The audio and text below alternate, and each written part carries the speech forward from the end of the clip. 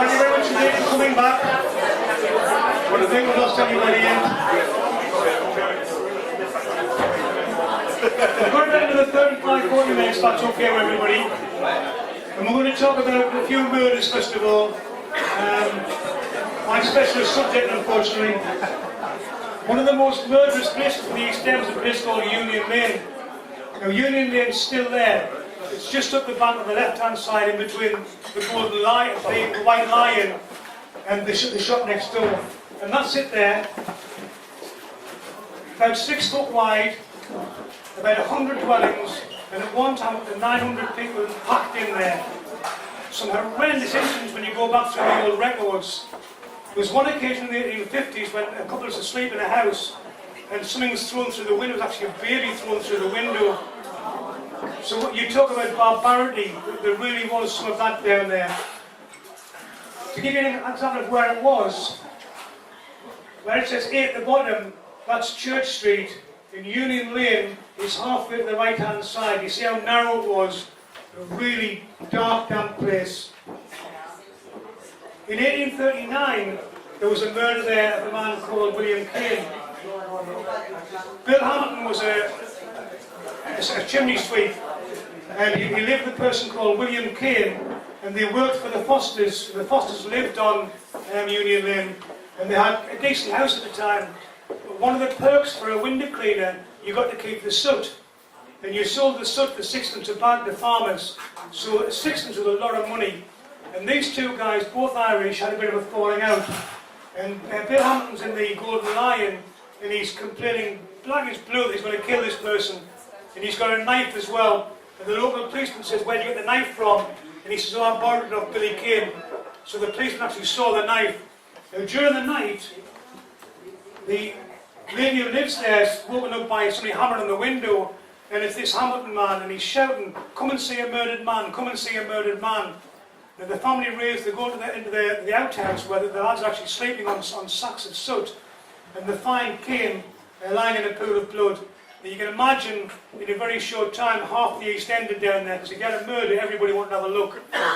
The local police came down and they recognised this Hamilton fella, and they recognised the knife as well. So once they got the body back, once they got the post-mortem over, they realised very quickly that this William Hamilton was the murderer, and he was actually sent to Australia in 1839 for committing the murder. I don't know why he wasn't just sent to the assizes and hung, but they sent him to Australia. But these things are happening all the time down there. And one of the best murders, and I use the word very, very carefully, is the murder of a woman called Isabella Taylor, or Mary Taylor. And she lived in the middle of the East End, and she was actually a second-hand shop dealer, clothes dealer in Zion Street. And on Christmas of 1889, Christmas Eve, she was actually seen standing out of a pub along the High Street, and then a couple of kids saw her, and she went into a back lane, and the next time she was found, she was dead. The police came along, P.C. Dryden in the morning. His pocket notebook said that at 8:55, he saw the woman's daughter at the dead house and identified the woman. At 10 o'clock, the coroner was informed and an inquest arranged. At 11:30, he takes a statement from a little 12-year-old boy called Trotter, who witnesses everything up to the point where the woman gets murdered. So we've got that much. But then he takes a statement from a girl called Frances Ann Gillens, or Frances Ann Glenn, who was a little swine. She was about 10-year-old, and she couldn't tell the truth to save her throat. Now the next day, Boxing Day, there's a big inquest, and among the witnesses is little Frances Glenn. The first thing that happens is they all go down the dead house and examine the body, and then little Frances gives her evidence. And when they say to her, "How old are you?" she says 12, she's actually 8. What's your name? She lies about that. And then they say, "What do you know about Christmas Eve?" She says, "Well, I was playing out at midnight, and I heard the bells ringing, so I knew it was midnight. And I saw this woman, Mrs. Taylor, I know. She went into the back lane, and then I left her, I went upstairs to my house, and my mum and dad were there eating cake, and they were arguing with me granny." And the coroner says, "What they were arguing about?" And Frances said, "Well, my dad wanted the axe, and my granny wouldn't give him it." "Why did your dad want the axe?" "To kill Mrs. Taylor with." Now, bearing in mind, she's just grasped on her dad for murder. Her dad had nothing to do with it. and the dad knew nothing about the inquest because they were still palatic for 2 days in bed. It wasn't until they got the son and everyone they realised that he was grassed up for a murder. You can imagine the state that house was. So the inquest was adjourned, they sent the axe away for forensics, and it came back there was no blood on the axe that was found in the yard, just wood. She'd made this whole bloody story up. I wonder if she got the axe when she got back home. But the coroner was quite canny. What he said was, it's murder. We'll only discover the person who's responsible when they have a falling out. He expected somebody to grasp them, but they never ever did. It was never ever solved. This is a really cracking case, murder in a brothel. Now, you can imagine if you lived in Henry Hall on a Friday night, there's no wedding on, is there? Especially in 1884. Friday night, Henry Hall's crap. So you've got to come to the East End of Sunderland to go for a few pints up and down the street. And that's what Joe Strawn did. Now, he's a pitman, he's got a few quid in his pocket, he comes down to the East End, and he meets there this gorgeous lass called Mary Ann Marshall. That's a proper woman. That's a proper woman. So he meets Mary Ann Marshall, he's got 3 days, a load of money, so all day long they're drinking, and then she takes him back home for probably tea and crumpets. Well, I wasn't there, so I don't know. Saturday, all day long, tea and crumpets. Sunday, all day long, back for tea and crumpets. But what you forget, there's someone else involved there. It's a man called John Perks, introduced as common law husband, read into that pimp. Now, John Perks is a really, really violent man. So he comes back and he sees this man there and he demands money for all the trumpets that this guy's eating. The next thing we know, this poor pitman is found at the bottom of the stairs, dead, following morning. Now the inquest, what we've got to try and do now is to find out just what's actually killed him, and it's concussion of the brain. At the inquest, the coroner says definitely concussion. Was he pushed or did he fall? Well, nobody ever knew. So basically this John Perks, who probably did hit him over the head and murdered him, well, he walked away with a crime. The coroner's advice to Mr Perks was, you've been a really bad lad, you brought all this on yourself, so go away and think about what you've done. And that was the end of it. There's a brothel just round the corner, and this was probably the worst brothel in Sunderland, and there were loads of them at that particular time. The ladies involved were Margie Scott, Agnes Sutton, Annie Morton, Polly Blythe, and Big Ann Fraser.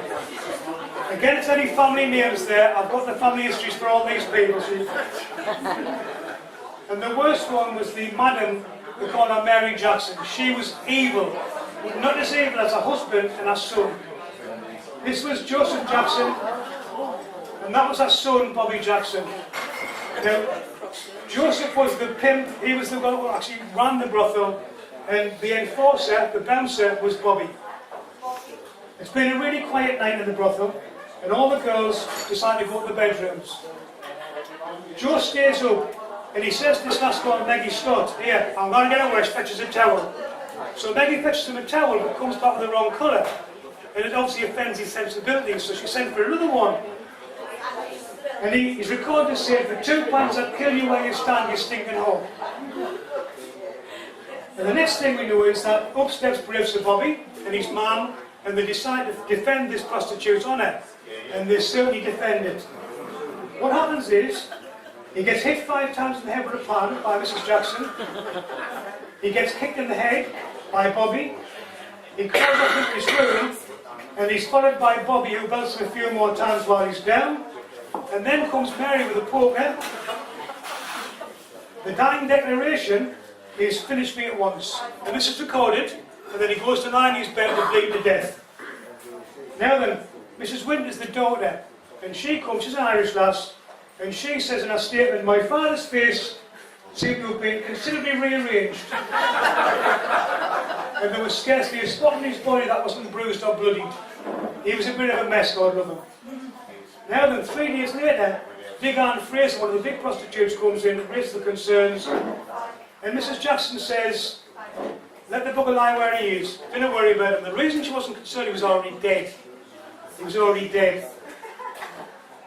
Now then, Dr. Arbat comes and makes his visit. Now, what he said, what this man didn't present a healthy specimen, in other words, he was knackered. They have a post-mortem, and at the post-mortem, they see just what condition he's in. He's been in the brothel all his life, he's been drinking all his life, he's got sclerosis of the liver, his brain's almost knackered, there's hardly a good organ in his body. Now, at the coroner's inquest at the Garrick's Head, what happens was, the prostitutes couldn't tell the truth to save themselves. Mrs. McCabe across the road, she said, I saw the fight. It was a hell of a fight, there were people at the window watching it.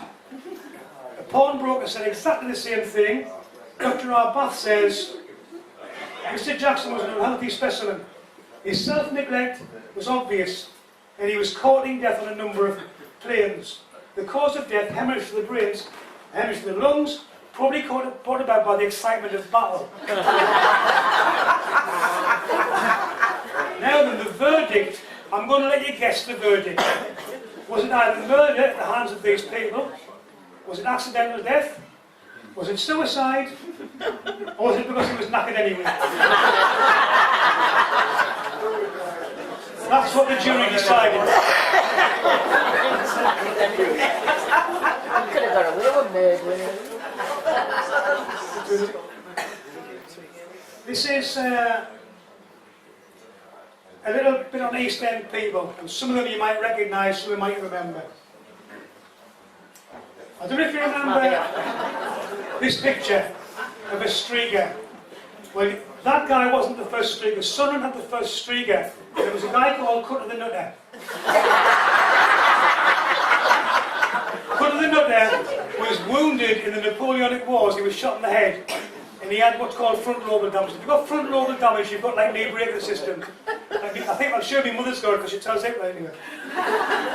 Well, this guy used to get locked in his room, and there's one day his sister locks him in his room. Every time he got out, he used to take all his clothes off. You can just imagine walking on the promenade in Victorian times, and you've got this naked man running.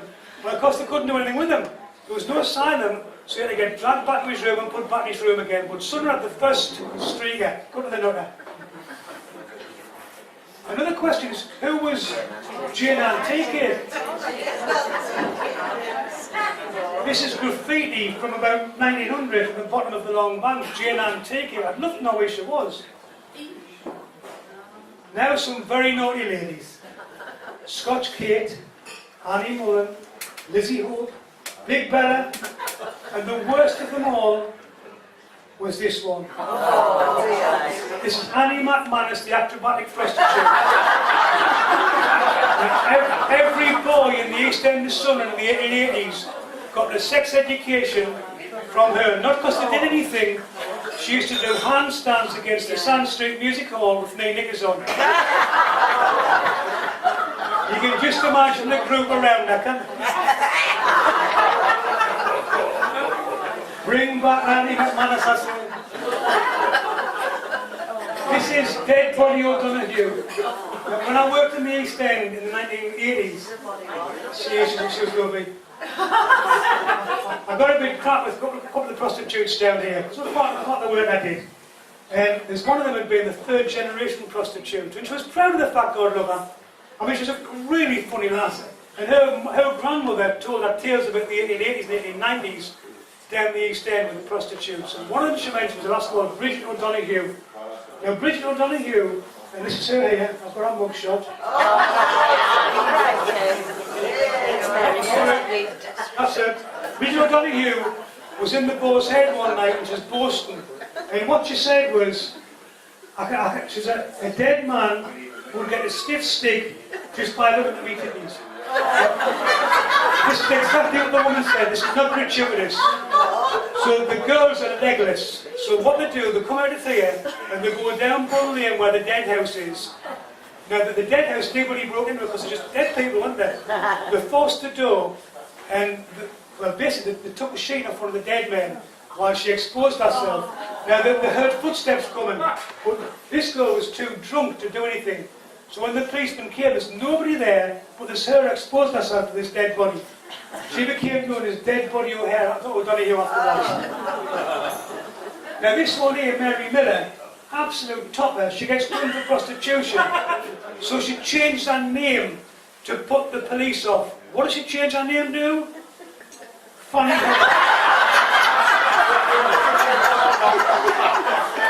Now, if ever you had the yellow pages and you were looking for prostitutes, that's the first name you'd look for.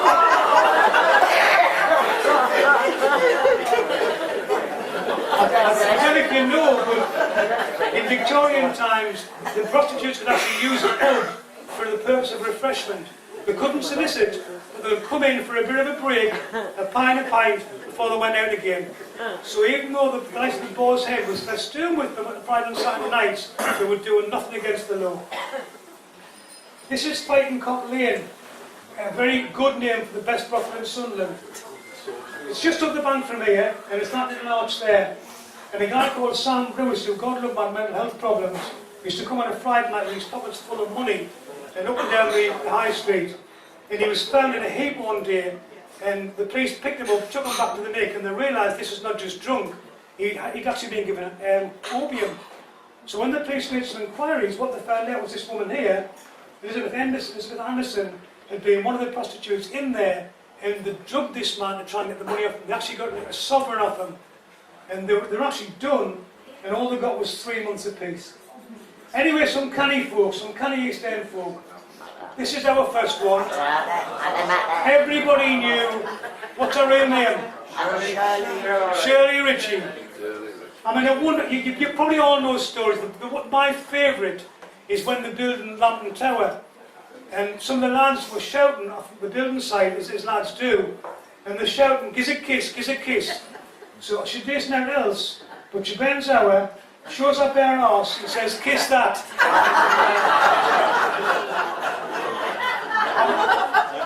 I mean, God love her, she obviously had mental health problems. You know, she was obviously had learning difficulties. But, you know, she was embraced by the East End, and what a character. One of the, this is Maggie O'Hare, Gypsy Mary, and the East End fishwives. I mean, they were incredible people. So hard working these people were. And the salt of the earth. There's a one called Gypsy Mary. Gypsy Mary lived in Burley Street. But when they were pulled down, she got rehoused. She got rehoused in Johnson Street, just up the road. A lot of East End folks got put in Johnson Street. Now, she was married to a man called Huey the Horseman, who was a double of John Wayne. Wow. That is John Wayne, by the way. I didn't have a picture of Huey. Now, Huey's boast was that he'd knock every tooth out of his wife's head. What an evil man. But Mary said, "I married him, I'm an East End lass, I'll stick with him, because I've got that ring on my finger." I mean, it's strange logic, but that was the loyalty they had. Now, Huey had an enemy who was a double of another one of John Wayne. Anyone know his name? Victor McClagan. Do you remember the fight scene? Was it The Quiet Man? Where they went all over Ireland fighting. Sunderland had a better one. This is Sunderland's best ever fight. It was between him, Black Jackie, and Huey the Horseman. Now, I'm going to break it down for you. It's from a book called The Johnson Street Bullies. It starts off at 10 o'clock at 46 Johnson Street, where they meet up and give the first blow. At 10:15, they're a bit knackered, so they got an attempt at At 10:30, the scene in waterworks, so the police have all disappeared, but there's not a police that shows his heat. 10:40, they're in Water Street. At 10:55, they're at the top house in Johnson Street for another pint. At midday, the scene in Millfield. 2 o'clock, they're back outside at 46 Johnson Street. Still going strong. Black Jackie legs it into the passage. He's then followed by Huey, and they do 3 complete circuits at Johnson Street. But then Black Jackie stops dead and clashes the door, and this is not nice, this is not on. He clashes the door in Huey's face. Now that's going to upset his wife. So she comes in, gets carried back home to her. Black Jackie then gets flat-ironed. 30 years later, the door was still off its hinges. But these are real people. I mean, could you imagine being around? Now, one of the other people at the East End, a cracking character, was called Mrs Cocky. Now, I don't know if she got the nickname. I think her husband was a little bit indiscreet in what he did, and she decided to punish him. Do you know what her husband was called? He was called One Bar Harry.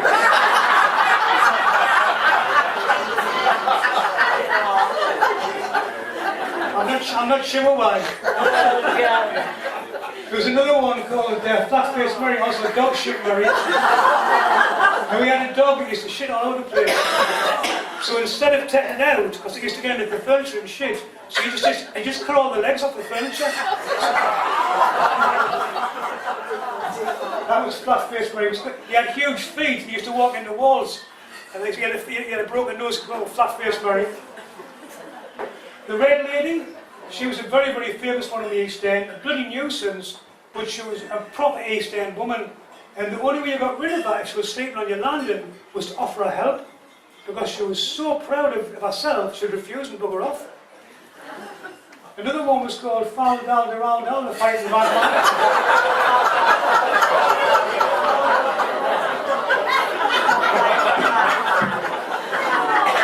The East End team really teamed with life and people.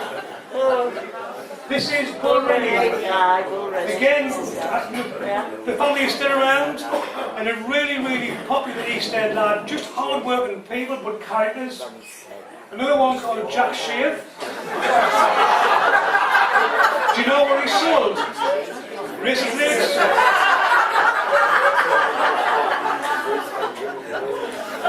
Okay, 5 points. Who collected Mangle? It wasn't Palmer's. It was Samson Bedford. Now Samson Bedford was a local strongman, and mind he was a strongman. And he was such a famous person in the East End that Pathé News got to hear about him and sent a team to film him. And this is what they took. Now this is Samson eating a light bulb. And our food was scarce in the East End. This is bending an iron bar in his teeth.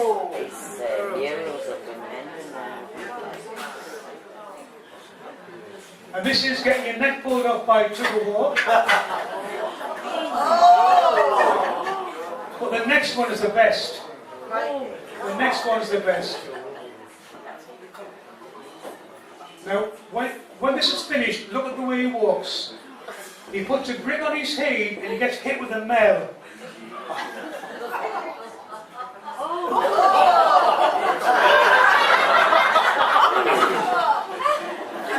And that was Samson Bedford, the local strongman. I don't know if you remember this guy. He died last year, Brian Lewin. But again, a colourful character. I mean, I love the fact he was a crop painter, but he used to send the Queen his pictures. I wonder if Buckingham Palace has got all these pictures. I don't know. But I mean, what a character. And of course, you've got people like Jack Casey, the boxer. In his movies, he just worked the weight in gold. But the one I love, who knocked him out in the Argo frigate?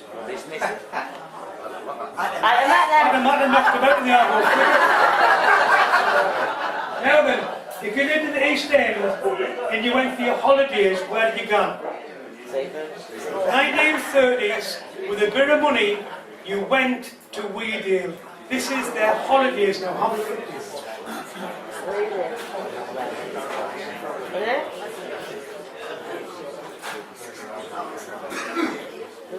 Now what they're doing first of all, they obviously don't want the police to see the registration number, so it's upside down. They've got a little cottage. And what they're looking for is something to nick. And you wouldn't interfere with them people, would you? Now, this is them coming down the country lane. That's Jack Casey in the middle. He's a big lad. And they're going to be looking through all everybody's hedges. Now, what they're looking for is chickens and turkeys. They've seen some. But they're filming this. They're actually filming them. Nicking chickens and turkeys. And look what they're doing when they get them.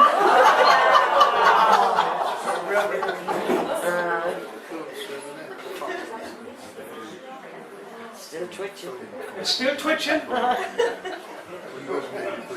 They nick about 4 chickens and a couple of turkeys. They've got them all in bags.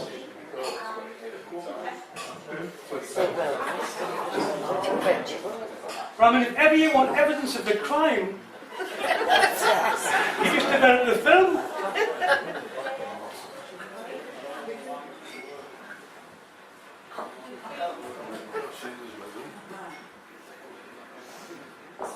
I think they've got a bit of an animal in here somewhere. Now watch this fella at the back where he's got a do now. Where his plus 4's on. He's going to give our lass a bit of a kick.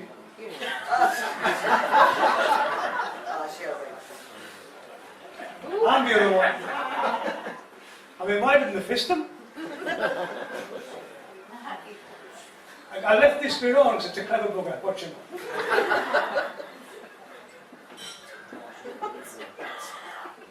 Watch this fella. Yeah. Some more recent memories. When we lost the East End, we lost an awful lot, but there were still some places down that you get your enjoyment. Do you remember Studio 1 and 2? Yes. Eventually it turned into a bit of pornography, didn't it? And all the men with the max used to go away outside. Not that I went in those days. But we still had places like this up the road. You didn't have to walk far to get your shopping in Palmer's Arcade. We still had places like this. Liverpool House.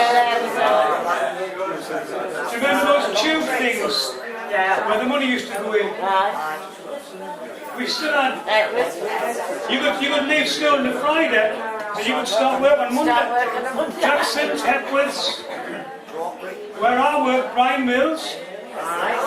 In 1972, they took 12 lads on. 12 lads and 1,500 women. I was terrified. Now then, do you recognise this place?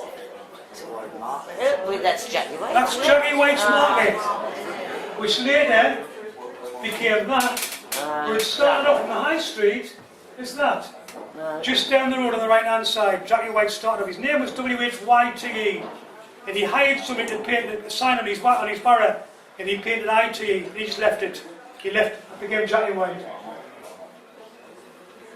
The sad thing is that the East End was dying by the 1980s, 1990s. I don't know if you've seen this bit of footage.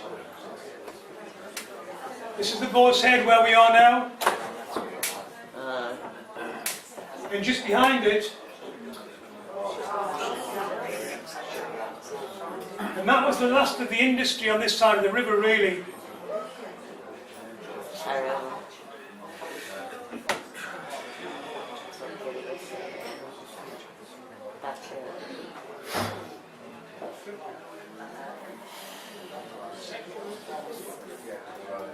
A really sad end to a lot of our heritage, I suppose. But really the memories live on in the people of the East End, and the memories that people retell. And fortuitously I was going through my collections, and I found a picture, that the last photograph taken of me when I used to work in the East End, and guess where it was?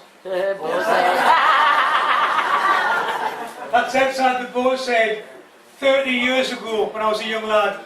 They sent me to foreign parts, but I always remembered the East End to me. It was a privilege to serve people in the East End. I loved every second of my time here, and I suppose it's really wonderful that 30 years later, Tony's invited me back here to talk about some of the people in the East End, some of the memories of the East End, and I think we're going to raise a glass to Tony and the Boars Head for the work they're doing to bring the East End back into its height. Tony, God bless you, mate.